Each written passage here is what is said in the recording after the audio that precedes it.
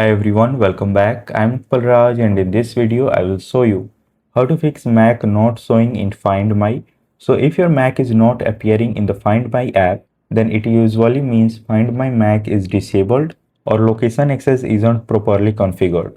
So to check this and fix this, first click on Apple logo at top left corner of the screen, then select System Settings. Now click on your name at the top and then select iCloud option. Now here click on see all option right to saved to iCloud, and within this section make sure Find My Mac is enabled.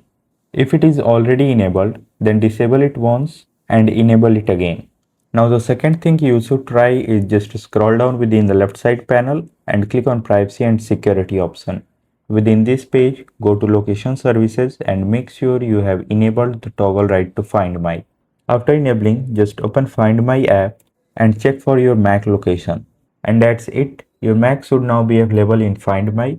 If this video helped you in any way, make sure to like it, share it and subscribe to this channel. Thanks for watching.